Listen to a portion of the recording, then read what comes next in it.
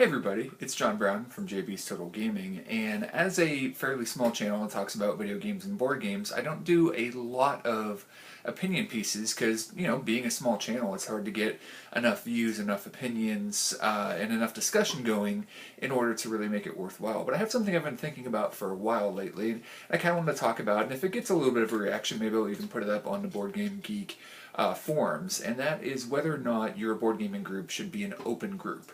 So what do I mean by that? Well, in general, you have two types of board gaming groups. Ones that are put together by a group of friends where it tends to be the same people over and over, maybe because somebody gets in a relationship and somebody's interested in board gaming, or just somebody is really good friends with somebody who ends up being interested in board gaming, they invite them along or something like that.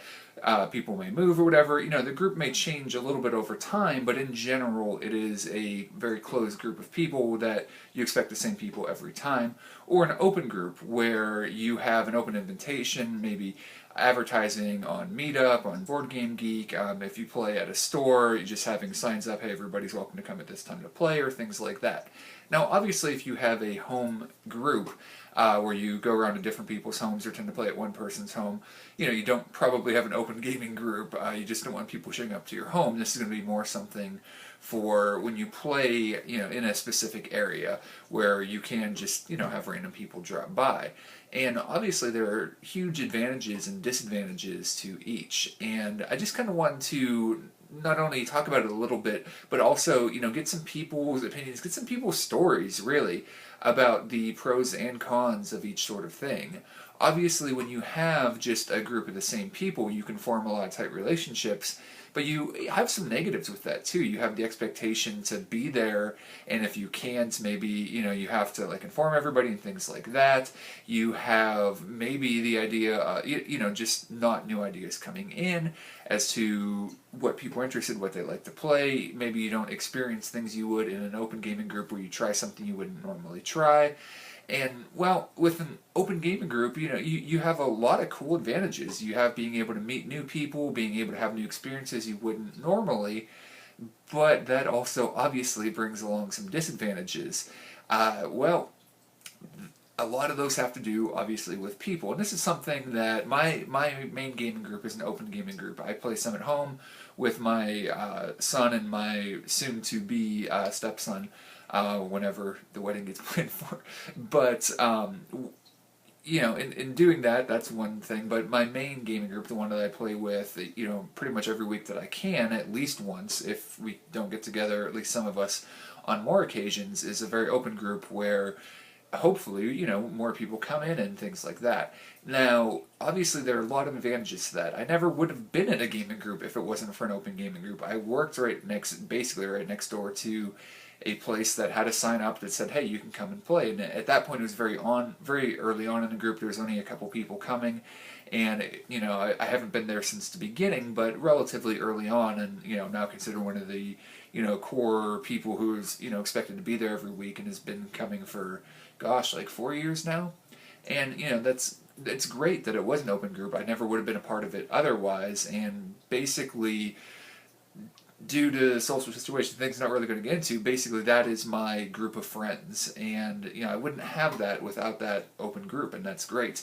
And in general, there have been, I've seen videos of people talking about how board gaming is one of the most open communities. Playing video games online or whatever, you can have a lot of grief. There are other communities that just aren't necessarily that open. I mean, even within our group, we have very different opinions.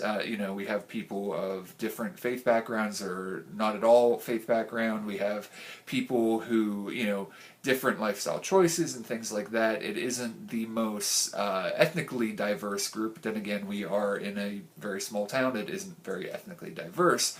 But if other people were to show up, they would be absolutely welcome. And in general, that has been my experience in board gaming, that it is one of the more inviting groups as far as any group goes, and that's fantastic. And there have been people talked about why that may be and whatnot. However, along with that, though, you do have difficulties with certain gamers, and pretty much every stereotype that other videos have talked about we have dealt with people who are just very socially awkward, people who don't necessarily have the best personal hygiene, people who are alpha gamers, people who, and this has been a particularly interesting problem, people who just are kind of arrogant and kind of just annoying in the either actively or passively saying things that, just about how great they are, and these are often gamers that are also filled with AP, and if you're not familiar with that term, analysis paralysis, where every turn they want to sit and think about every possible thing they can do on their turn. Well, it's probably going to make you a little better gamer, but it's very disingenuous to everyone else. You're not really thinking about everyone else being there.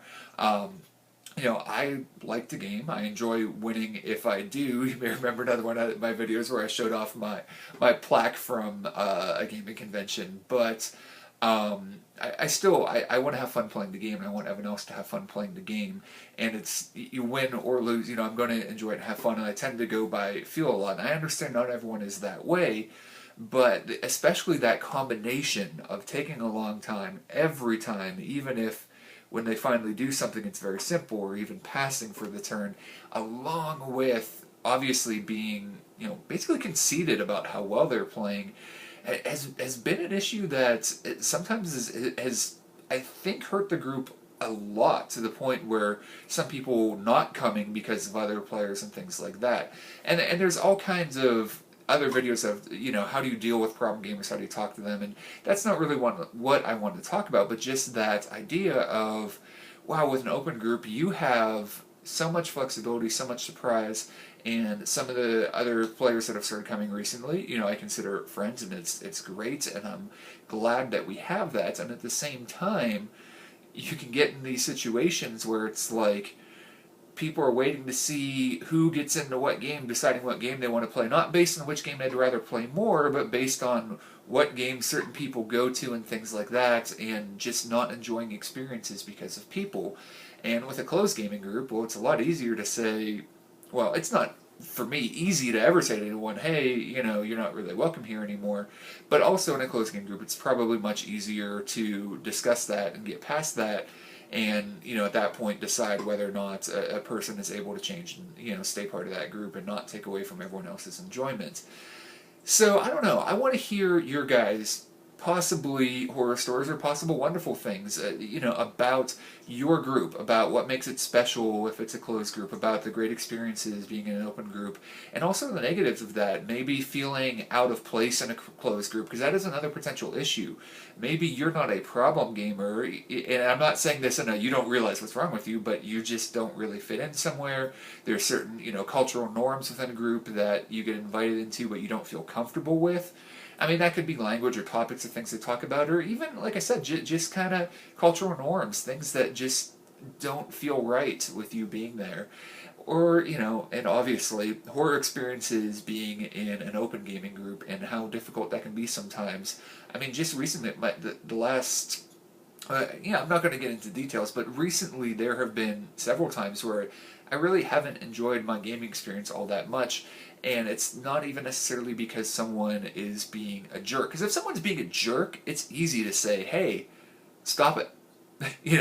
I have much less of a problem, speaking up to someone who's a jerk, but when it's someone who has a combination of kind of being socially awkward and they're really trying their best, but they're still very frustrating to play with, that's something that can be difficult to deal with. And at the same time, there's so many experiences I wouldn't have had if this hadn't been an open gaming group. Heck, I never would have been a part of the gaming group. I had never met any of these people in a group before. I never would have had a way of meeting them otherwise. So, there's so many things that can be advantages and disadvantages to both, and that's what I was kind of looking for. What do you guys think? What are your groups? What are positives and negatives? What are wonderful and terrible things that you've experienced? And, as a closed gaming group, have you ever thought about opening your group, putting postings up and being, hey, we want to expand, and putting things on social media or whatever and trying to get more people up, putting posters up, whatever, moving it to an open place if it's at someone's house? Or have you had an open gaming group that you have broken off from and decided, hey, this is too much. We have this core group we like playing with, and that's what we want to do. So that's kind of what I want to hear about, your guys' opinions, your experiences, especially if you've had that experience of going from one type of group to another type of group, why you've done that, and what that's been like. Because it's something I've been thinking a lot about lately. And like I said, something that just happened a few minutes before I started filming that I found out about that's going to affect our group kind of inspired me to do this. So, I want to hear from you guys, and maybe we'll have some more discussion. Maybe if there's enough response, come back and talk a little bit about what I've heard, what people have talked about and so on and things like that. So, again, thanks everyone for watching. Please leave some feedback on YouTube channel. Like I said, if there's enough interest in this, I'll put it up on Board Game Geek, and I just want to hear what you guys think, and we'll talk to you guys again soon. Alright, bye.